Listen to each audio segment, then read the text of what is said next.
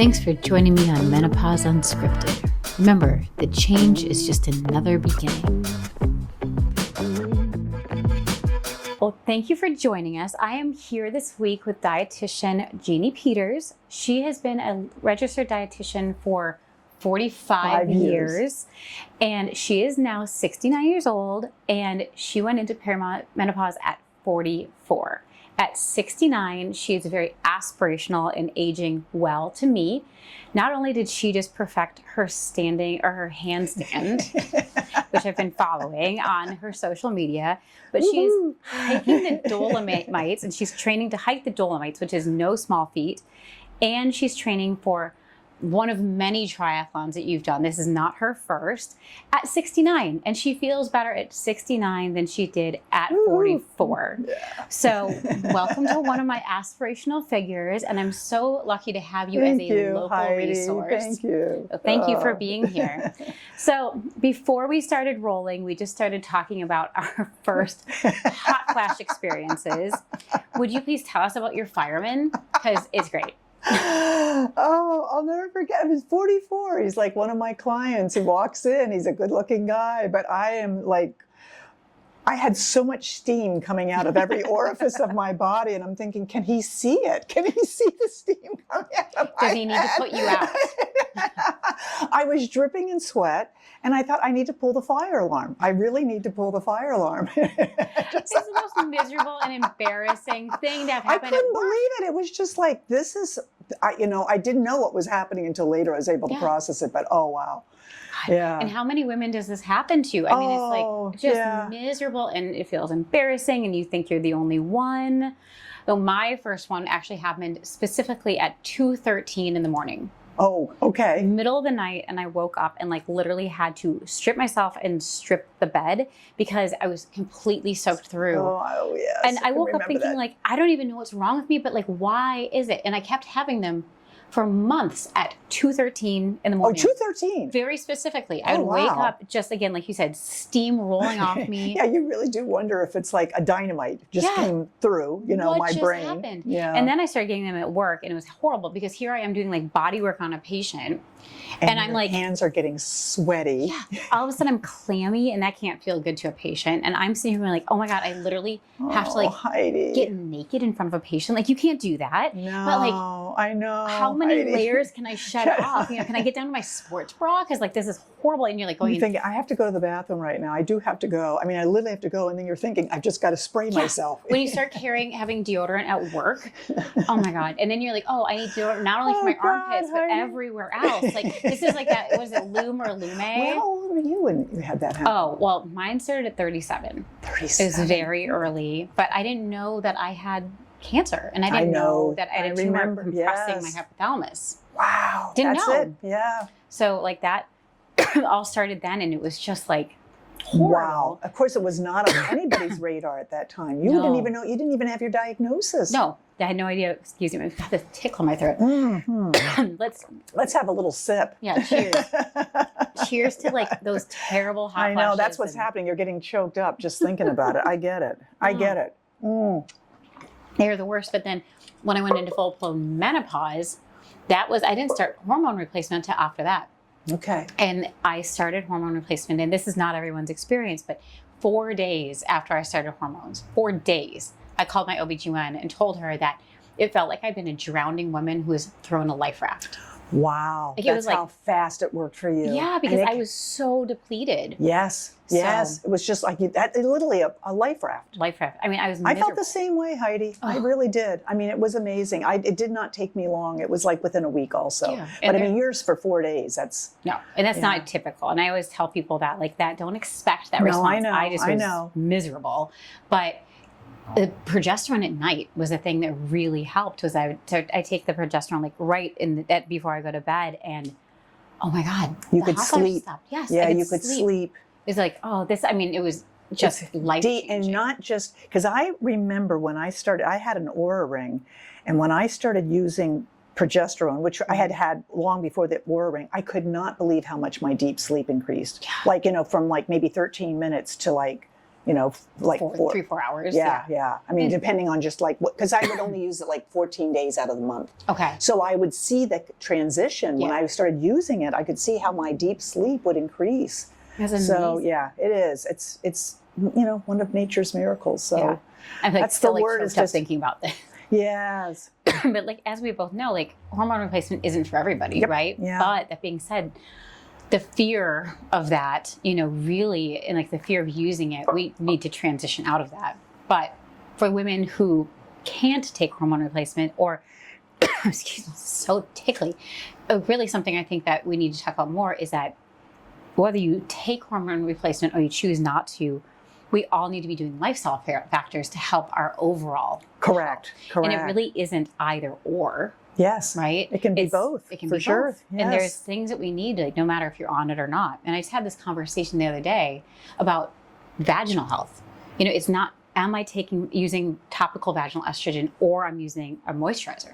We can sometimes need both. Yes. It's not an either or. Yes. Yeah. It can make a huge difference, in your sexual health and your, and just your day-to-day living. The comfort. Being able to not feel like you have to pee as frequently.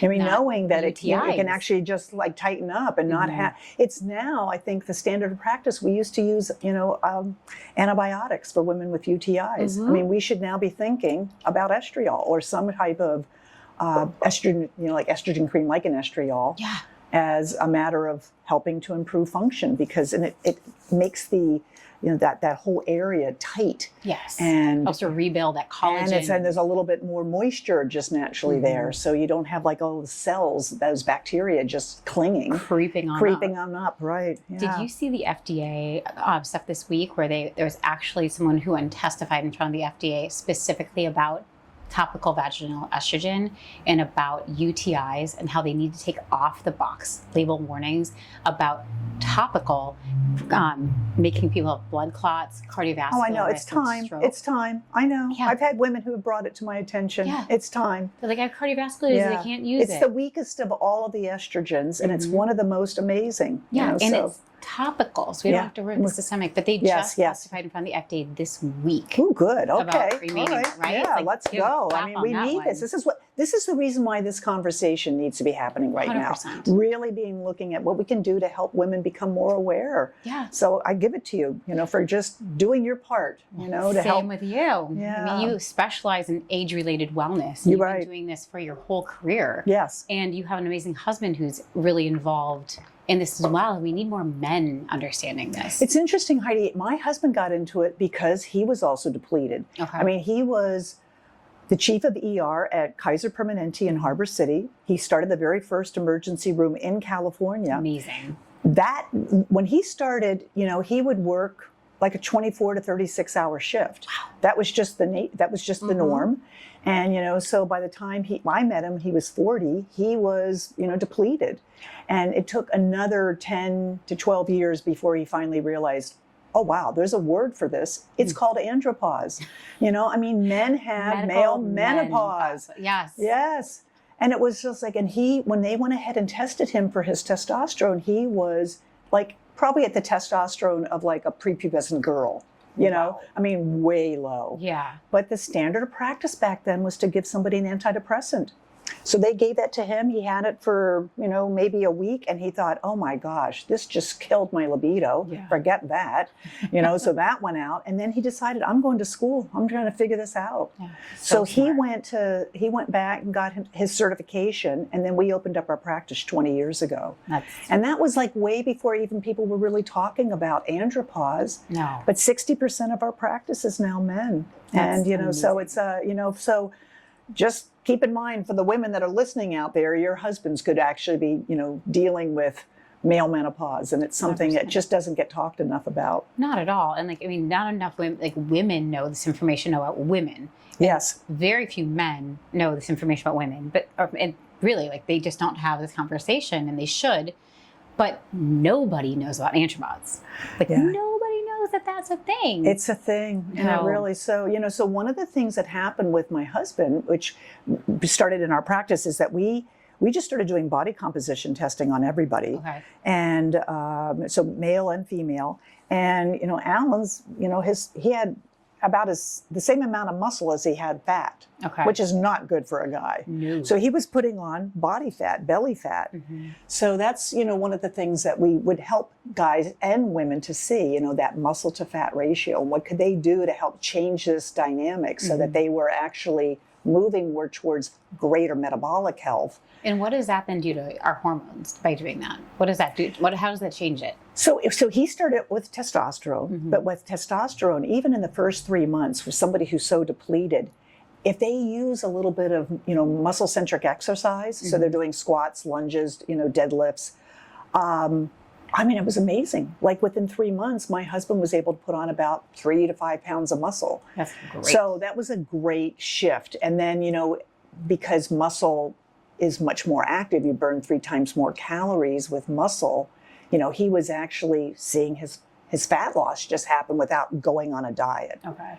But the same thing can happen for women too. I was going to ask the same thing for women. Oh, for sure. Oh, and so really, like that metabolic health really ties in with our hormonal health. Absolutely. Sometimes women come in and maybe, in our practice, they'll usually see either my husband or our nurse practitioner, and they'll go through 2 visits. And those first 2 visits are getting comprehensive blood work to really look at like all the hormones, but also all the metabolic markers, hemoglobin A1C, looking at their C-reactive protein, what are their lipids looking like? Because we know that as women start to lower their estrogen and their progesterone, they're going to see their LDL go up. Yeah. They may see their total cholesterol go up, their hemoglobin A1C go up. Yeah. And some doctors would just treat that and not look at, behind the scenes, seeing their estrogen, their progesterone, their cortisol, these levels that tell us a different story about your sex, your stress, your thyroid health. And all of those are kind of like a symphony. You want to try to get those into balance, not just your progesterone and estrogen, but really looking at everything, looking at your lifestyle. Why is it that my husband had like horrible testosterone at his age? Yeah. It's because he was burning the candle. He was not sleeping enough. He was doing those ER shifts. But I know women, I was the same way. I was a PTA president and, I was like raising boys and, I was working my job, but somehow I didn't think that, saying no was like part of the prescription for helping me to feel like a little so like, hard. I know. I kept thinking, this is what you do at this age. You volunteer. You do all the things and then you're so tired. Then my husband got me a shirt like a couple years later. It says, "Stop me before I volunteer again." I was like, okay, this I need to wear more frequently when I'm at a PTA meeting. 100%. I'm not going to be on one more committee. I know you want me to be because I'm organized, but no. Yeah. Right. No, absolutely. I'm not going to commit to one more thing because I need to go sleep. I need to sleep.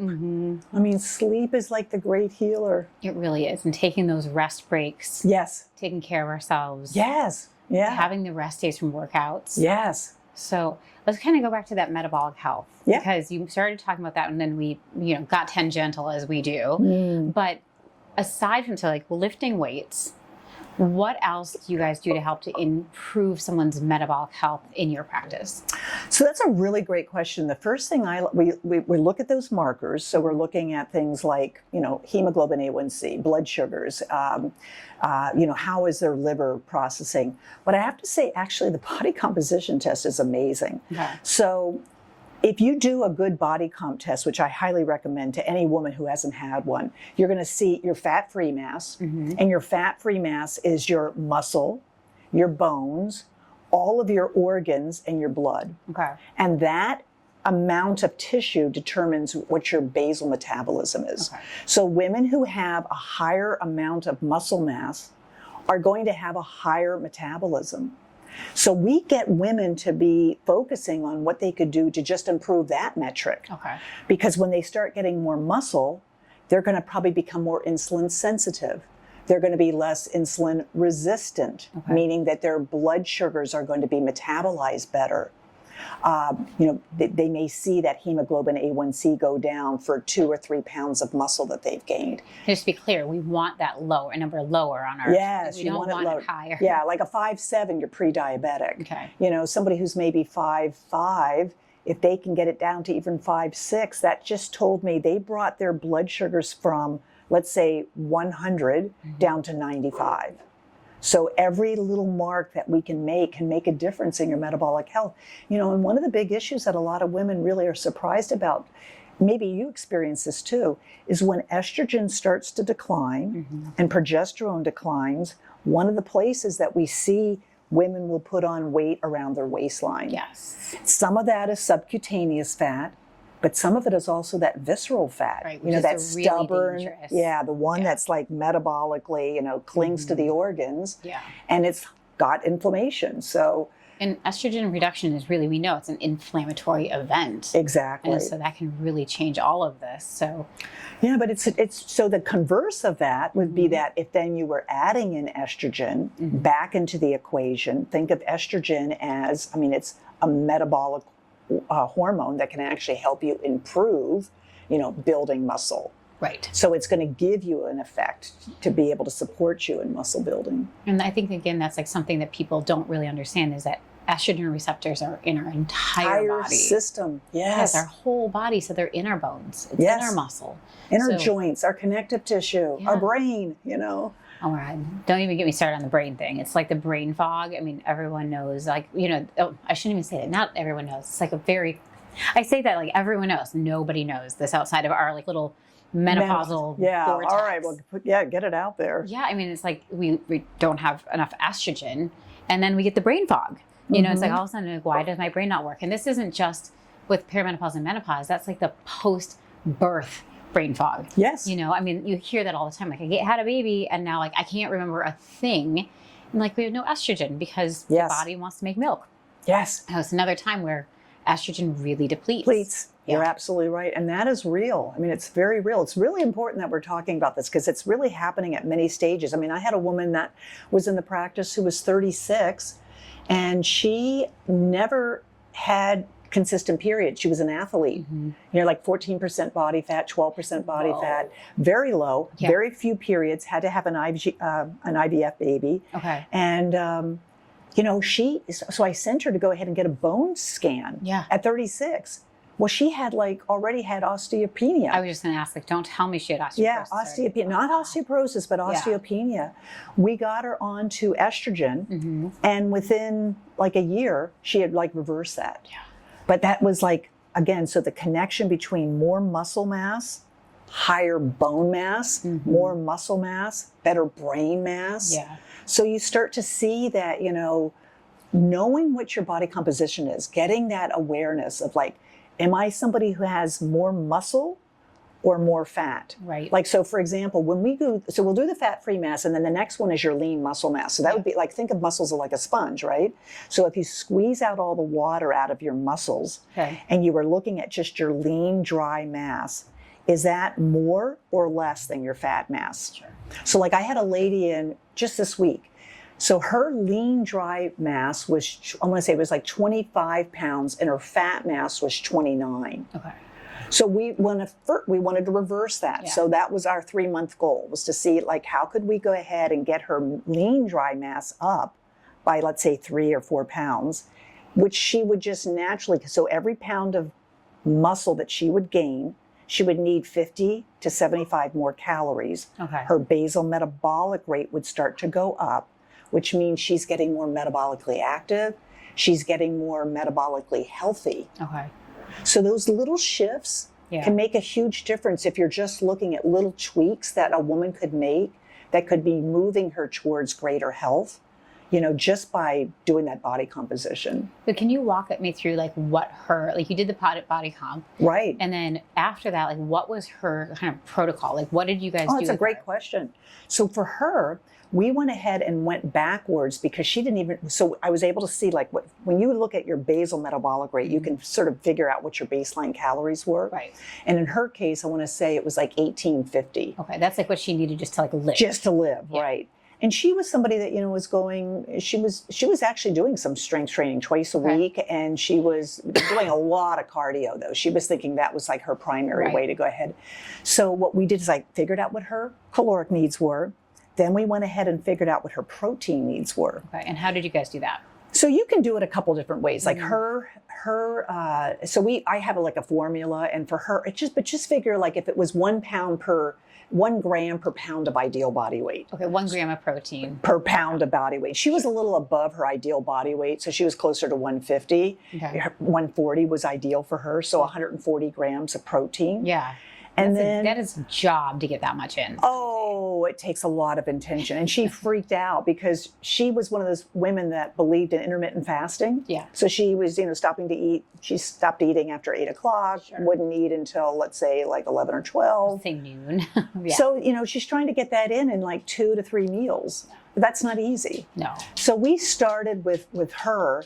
She loves coffee. Okay. So I actually brought this because I wanted to show it to you. Ooh. So we don't need, it was like a protein powder. Yeah. And it was a protein powder that she could put into her coffee. Protein coffee. I love protein coffee. There you go. It's one of my favorite things in the morning. I'm so happy to hear that you do that. Or protein matchas are another one of my other Good. favorites. Oh, high Like five. that's like my 3 p.m. snack. I'm like fist bump you for that one. And I'm so lazy. I'll go down the street to like our local coffee shop. Shout out to Two Guns. I'm like obsessed. I love theirs. Yeah, I love theirs. They're so matcha good. is so good. Hey, buddy.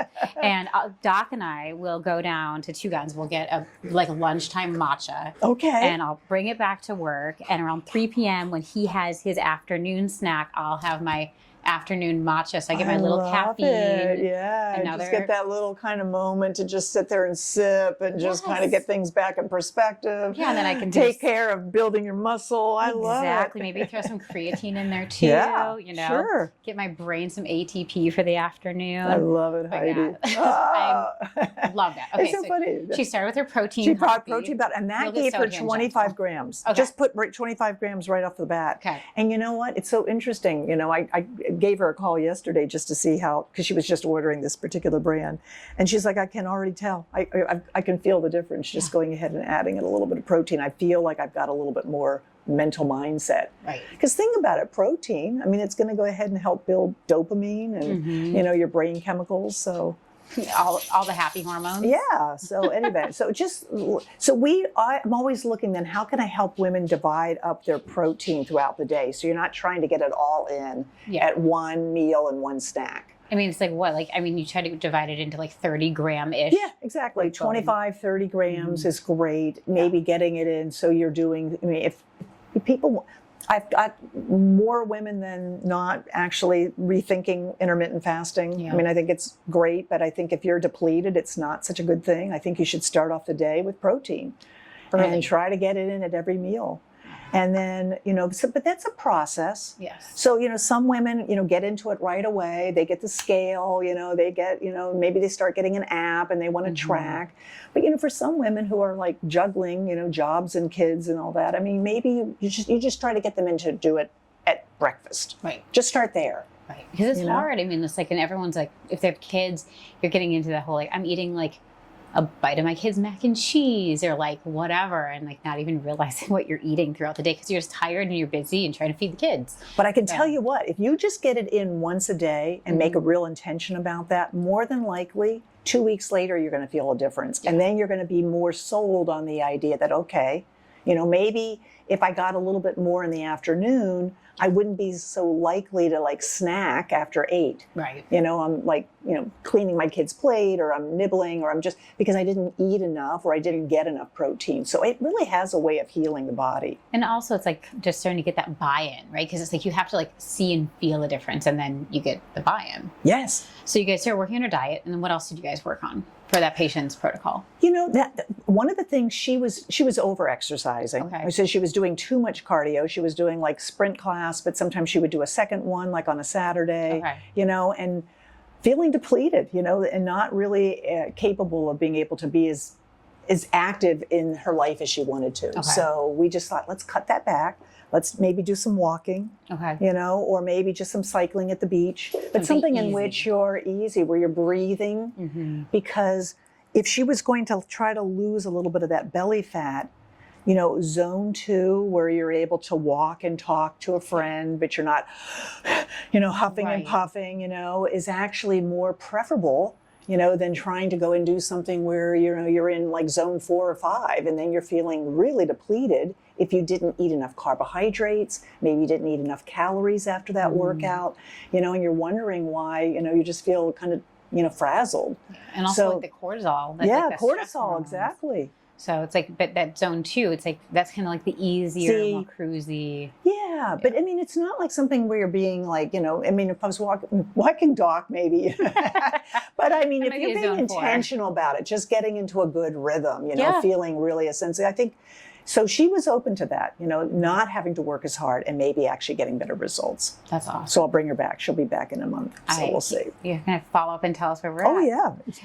What type of body composition testing do you prefer? Because I don't think a lot of people know what body composition testing is. Got it. And I DEXA scan. Okay, yeah. And so like that's one I use, but then there's so many others. And because DEXA scan is something that you know, you have to make an appointment for the most part to do that. You do. But I mean, you could get, I mean, thank God right now, I mean, there's scales. I mean, there's, I use the Omron. It's like, so it's it's $79. Yeah. It's called Omron and it's bioimpedance. Okay. So OMRON, you can get it on Amazon, $79. It's got like a little hand, you know, you pull up this like little device like this, and I can talk about this right now, but you hold it, and as long as you're well hydrated, it's going to be very accurate, and it's you start to see like a trend. That's what you're looking for. Not necessarily the one number, but like a trend. You know, like how am I doing over time? And like you said, you have to be well hydrated for the electrical impedance, because if you're dehydrated, you're going to get a totally different number, right? Exactly. Or somebody just gave blood, or you know, they just went out for a hike, and then they went, you know, you want to go ahead and make sure you're waking up, but you know, having something maybe to drink, and then go ahead and test. Okay. Yeah, and that's one of the things is like I only weigh myself once a week. It's like every Monday I weigh myself because I don't want to get all neurotic about it. It's like the same time every day. You know, it's like I get up, I go to the bathroom, I weigh myself in on Mondays. Because I'm trying to like, again, look for that trend. Right. And the same thing, like, because I'm DEXA scanning like maybe like a couple times a year, I'm doing like a waist to hip circumference like every Monday. Good. But I feel like that's a good one if someone doesn't have like the equipment, or they're somewhere where this is like just not a thing for them. I feel like do you like that as like a home kind of like, where are you for health in terms of like, I'm somebody that loves anything in which people can measure, because I think if you measure, and I'm not somebody that is opposed to somebody measuring, you know, a couple times a week. Yeah. So for example, you know, maybe if they got like the Omron and they were actually measuring, so they could see that sometimes when weight goes down or weight goes up, it can be maybe related to the fact that you're just, you know, you just had your period, or you're preparing for your period. So you're going to see like 2 pounds go up just because of just what the body does to be able to like prepare. So I think it's just helpful because people think, oh, I'm just screwing up. I'm not losing weight, you know, and I'm not frustrated. Or maybe they gained a pound of muscle. I mean, I've seen that with myself so many times, Heidi, where I'm thinking, God, it's just so odd. Why is my weight going up? And I'll go back and, you know, jump on the scale, and for sure, you know, particularly if I just had a really tough strength training class, I will often be so hungry afterwards. And if I really pay attention to my body, I feed it more. So I might be giving myself more protein than I'm then accustomed to eat, and more calories. And then I'll see maybe 2 or 3 days later, you know, the scale will go up. Well, that's where this scale, this Omron, really became helpful for me. But I use the one at work as well. So we use a bioimpedance scale at work. You're not standing on something. We're just using electrodes to be able to like measure your, like the bioimpedance of your fat and your muscle. Okay. And can you kind of talk about that for a second? Because like I know what that means. You know what it means, but the world large it's actually it's an electrical equation. So if your muscles, if you've got more muscle mass and you're well hydrated, there's like I think of like your cells are like a water balloon. So if you have like a water balloon that's really filled with more water, there's a tightness. So it's like an electrical capacity. It's going to go faster, right? It's going to go faster, exactly. Because our muscles have more water than fat. That's it. Okay. And so we're trying to actually keep them hydrated and build muscle, because that's really like your currency for health. So, you know, I mean, you got your book here, Gabrielle Leone. Yeah, you know, she's a perfect example. I mean, her whole idea, Dr. Gabrielle Leone, wonderful physician, who's really, her whole message is muscle-centric medicine. Yes. We should be putting more emphasis on how can we help people build muscle instead of just looking at like, your fat mass. Yeah, and like trying to be skinny. So we have that, like skinny fat. Skinny fat, I see it all the time. I've got women who are skinny fat. And so, trying to change that conversation and get them to see how good they can feel in their skin when they're adding a couple of pounds of muscle. For sure. And like literally something I was like listening to this morning was that like nature spanks our muscles. Yes. Yeah. You know, so like you're tighter when you have more muscle. And like women are so concerned about being bulky. Oh gosh. And it's like, no, we're just trying to get we have to change lean, that. Right? Yeah. And that's a huge thing that she talks about, is like building muscle and like pulling things together and creating that lean muscle mass versus that skinny fat. Yeah. And we don't have to be bulky. No. It's actually, I really want to be able to see strength as being the new metric for like how we look as women.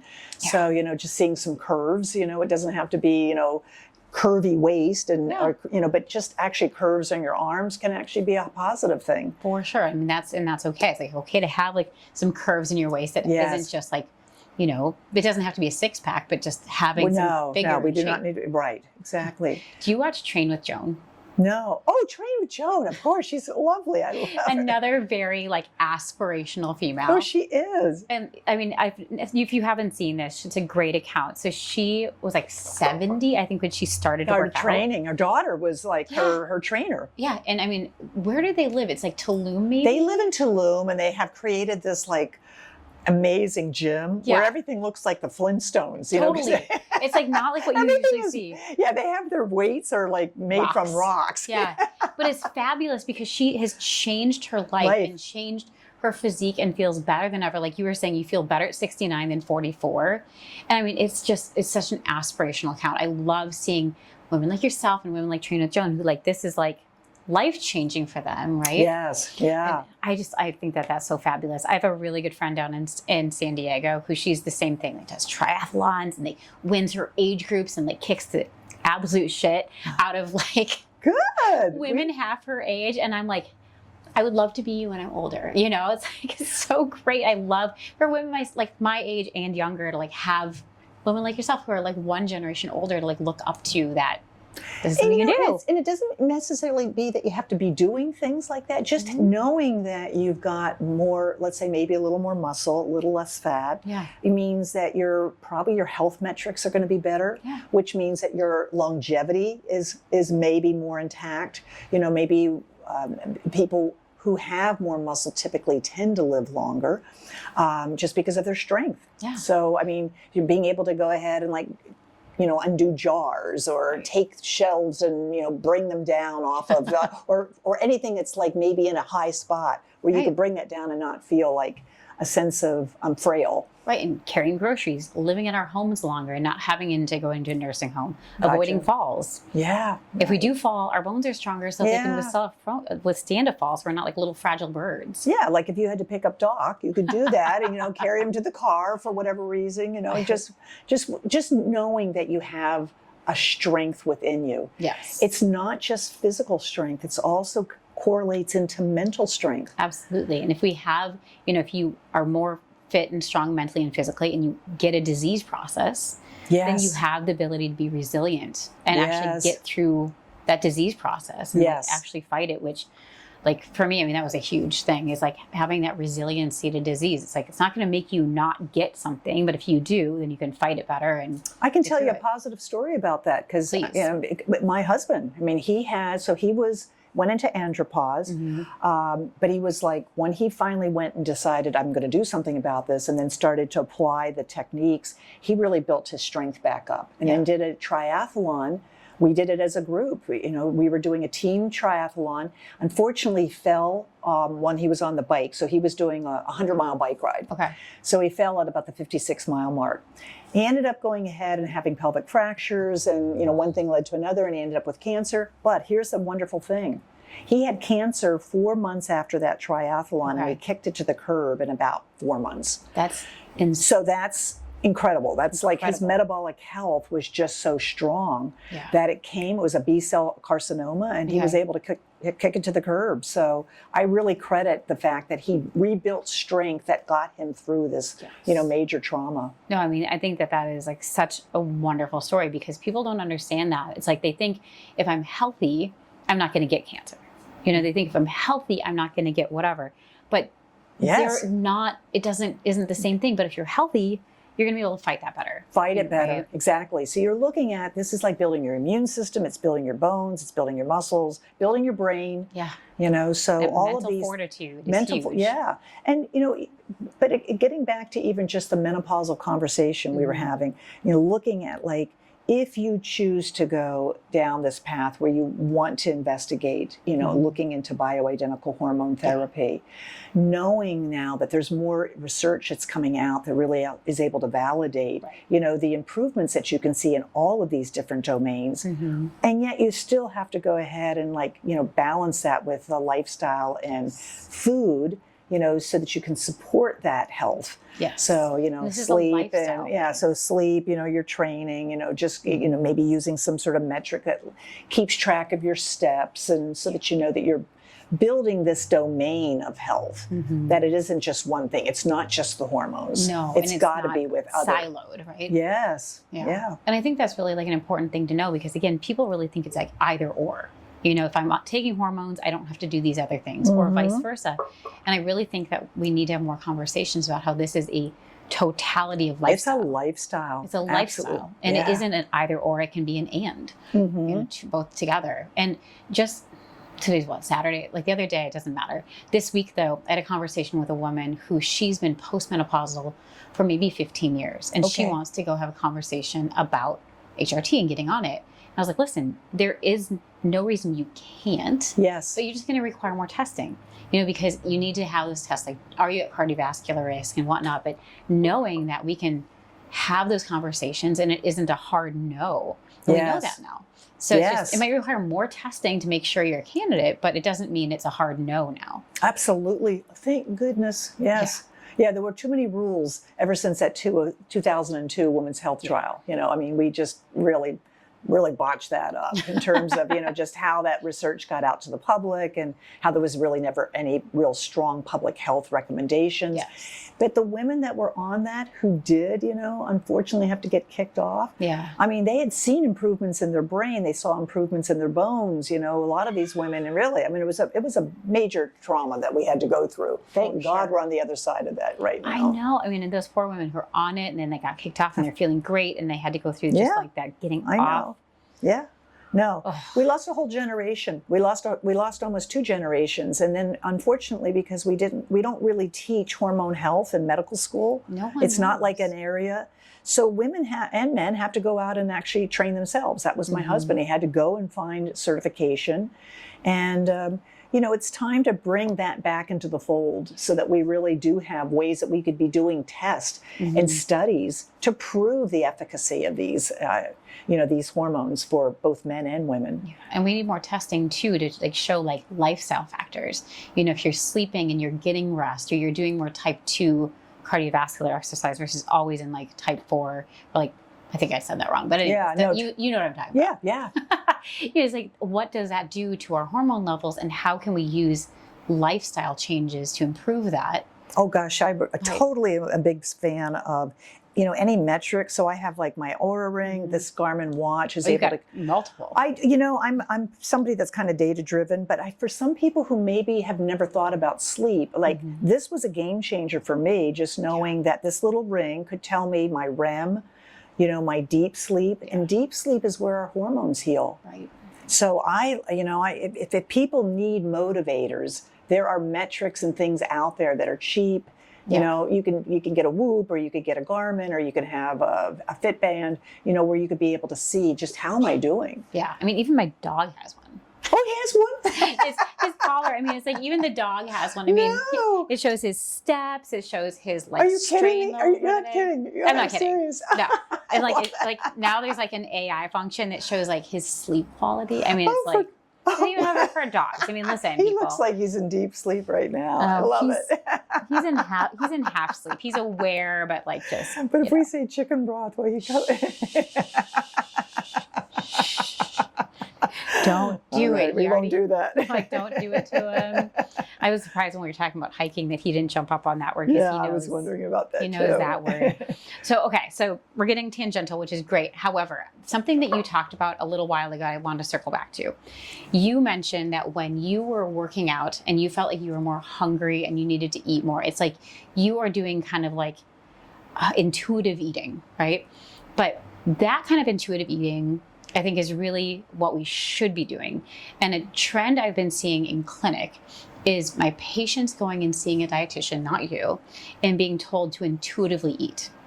However, their intuition tells them to go eat Chick-fil-A. Oh, yes. Constantly. No, I have a hard time with this. Can we Yes, talk a little bit yes. about intuitive eating and kind of what that means in terms of like a positive thing versus a negative? Because I keep seeing this and these patients are packing on pounds and wrecking their metabolic Most health. of us don't have really good intuitive. I mean, the people that would be somebody who's been able to stay at a stable weight for years. You know, they've learned how to eat in relation to their body, but most people don't, Heidi. Yeah. So I really feel like if somebody's packing on the pounds, I mean, the best place to start tracking. Yeah. Start tracking before you even make any changes. Right. I just had my niece. I suggested to her, get MyFitnessPal or Chronometer. I use Chronometer. I love Chronometer. Same. So just start for a week. Just track. It's a pain. It's a pain. It's a pain. But after a while, it gets to know you. But it's almost like that investment of energy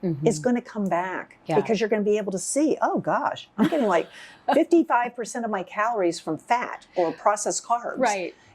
So you start looking at that black and white evidence, then you could make some adjustments. Like I was just getting her to try to have protein earlier in the day because she does most of her snacking after dinner. Yeah.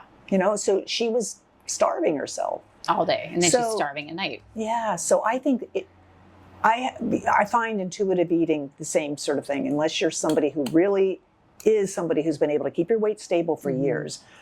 Go and track. No, use some device or something that's going to help you. And it's like you don't even have to use it forever. It's like use it for a couple weeks. Yes. Learn what a portion looks Absolutely. like. And even getting a small scale, because a lot of people don't know. Just not a people scale, food scale. Food scale, yeah. And just using that, and after 2 weeks, you're going to be much more aware, much more awake. Yeah. And that's a strength that then you can build upon. For sure. So when somebody says, I keep gaining weight, I don't know if that's water, muscle, fat. So I don't know. So that's why I like people to have a scale that would give that feedback to you. But then I think, tracking.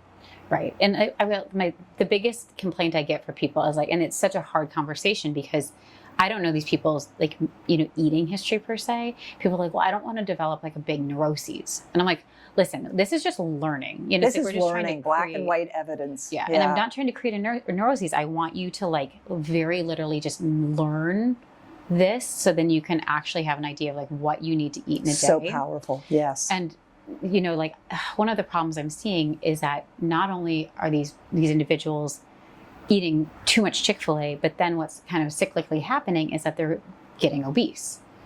And then the obesity feeds back into the hormonal health, and all of a sudden you're getting more visceral fat. Getting more visceral fat, and now I've lost my cycle. Yes. Right. And now it's I've lost my cycle. And now what? Because now I don't know why I lost my cycle, but I go back to my doctor and they're like, well, you'll get it back, and they're putting them on meds, right? And it's not necessarily. I need you to maybe lose a little lbs and stop eating the Chick-fil-A, not, you know what I mean? And it's and I'm seeing this in teenagers. Oh yeah, you know, as well as adults. And it's and then their joints hurt more because they're inflamed and they've got more weight on their joints, and it's just a really nasty cycle. So you're the individual I'm trying to send these people to, right? But sometimes not you again, but someone like yourself is the one who's telling them that this is okay. And how do we break this cycle? Oh, I think we do. Nasty. Yeah, we do have to go ahead and get people back to basics. Yeah. Just real basics. And just knowing. See, we used to have nutrition in school, and we used to actually, we would have to do it. Yeah. And we would have to sit there and do a meal plan and actually see how much. And that was so eye-opening that it got me into this profession. Yeah. I was a swimmer, and I just was shocked that Is that how you got into it? I loved it. I loved nutrition. It just fed me in a way that was more than just more than just actually fed your soul. Yeah, it did. So it was great, but I think that's a missing piece.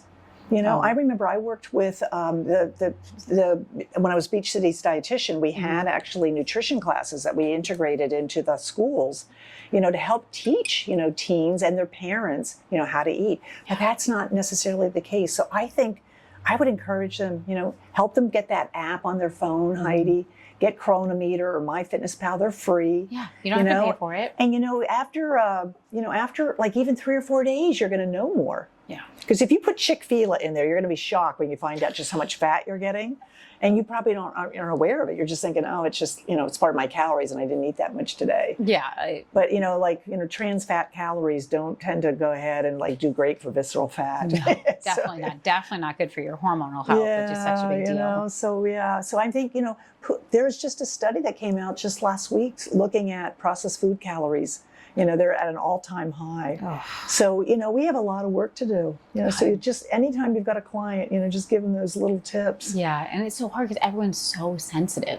You know, and now we've got that kind of issue where it's like, you know, you've got people who are like giving you like saying body image is like, you know, you could be whatever. And I'm like, yes, but also like we have to like, we want to live a long life. If you're doing a long longer. life, you want to go ahead and look at, you know, just, you know, where are those calories coming from? Because it makes a difference. So, yeah, it's a whole picture. Oh, it's like it's such a hard, like, where do you find that line, you know, that you're being sensitive of someone's like state, but also, and not creating neuroses or creating some sort of like. Yeah, I can see that, you know, like disordered eating is an all-time high too. It is. And like social media like has made it so much worse that like, yeah, you're not trying to promote like a disordered eating, but also, you know, you're trying to get someone healthy. You know, it's like that fine line, which is so hard. I find that really hard to but I think facts really help. Yeah. And facts are, you know, what did I actually take in? You know, what do I need? What did I take in? And, you know, where are my calories coming from? And helping people to see that. And I think teens are a great time to go ahead and help them see that they could reclaim their own personal power, you know, by maybe doing something where they would get that black and white evidence, a body composition, black and white evidence. You know, it doesn't lie. So to be able to see your muscle to fat ratio, where's your bone mass? How much? And if we want to have like a healthy like lifespan, right? And having that healthy like health span, now they're calling it. Yeah, like, health span. You've got our like our lifespan, right? But like you can extend your health span. Yeah, and also like, you know, so many people are so concerned about going through menopause, so many women, or andropause. We can help those things be easier, right? In so many people by having better health, and then having the menopausal transition not be as intense, and actually having a good health span past that period. Oh, absolutely. You know, which I think is really important, because I think that there's so much fear around it, right? And where there's also like I'm going to hit menopause and I'm going to die, right? And it's like, or I'm going to just, my health is going to totally deteriorate and I'm going to become old all of a sudden. After menopause, like health span, lifespan, aging well, aging powerfully. Aging powerfully. And like, where were you kind of going with that? Because we started talking about like after menopause, like not having it being a fear-based thing, like aging well. I think it's just, you know, I think it's a reset for your mind and your body, that I can actually live powerfully. I can live well beyond, you know, maybe the years of my parents. Sure. And be productive, you know, living life to the fullest. I mean, I think that's what every man and woman wants, you know. Absolutely. To be living quality years, not just living a longer life, but living a longer, healthier life. I think that's so important. It's like no one wants to have their health fail, right? You want to be able to do these things and do the same activities when you're that age. And everyone complains to me about like, oh my God, like I'm like, you know, I want to do the same things I did when I was 20. And I'm like, I'm sorry, you're not 20 anymore. However, that doesn't mean you can't live a long, healthy, you know, you're so right. life. My mom's 92. She's turning 93 in a couple of months. And I took her last year, you know, down to the, so we went on a cruise for like 8 days. Okay. And she did every tour, you know. That's so, amazing. I mean, I want to be just like my mom. And that's what we all want, right? Yeah, I want to be just like my mom. So. There's some good genetics. I know. Sure. Thanks, Mom. Thanks. You get your metabolism actually from your mother. So thanks, Mom. Well, yeah, my mom's got a pretty good metabolism, so. Yeah. Anyway, but let's high five to that. You want to go ahead and live a long, healthy life. I'm right there for you. Thank you. And thank you for being so aspirational for women Heidi. like myself. Yeah. So, on that note, thank you for coming on and being here. I hope to have you back again. This is a great conversation, and I feel like we literally scratched the surface on like 20 other topics. I know. But Thanks to all of you guys for being here as well. If you liked this conversation, you can find us on YouTube. On there, you can find all the other places that we live. You can find us anywhere you find your favorite podcasts. And Jeannie, do you have any final notes that you'd like to say for us? I think the thing that comes to my mind is that I want to be the person that's living powerfully. So I'm kind of using this word pro-aging. Like I want to build a society of pro-agers. People who are just stepping in and saying, yes, yeah, I want to live well. I want that. So that's my final thought. I love it. That is such a great thing for the world and a gift for the world. So thank you for that. Please join us next week. Now I have to end with the boring stuff. While I am a doctor, I am not your doctor. This podcast is for entertainment and educational purposes only. If something in today's episode resonated with you, please bring this to your own healthcare team and self-advocate. We always are promoting that. I cannot wait for you to join me on next week's episode of Menopause Unscripted for another hot topic.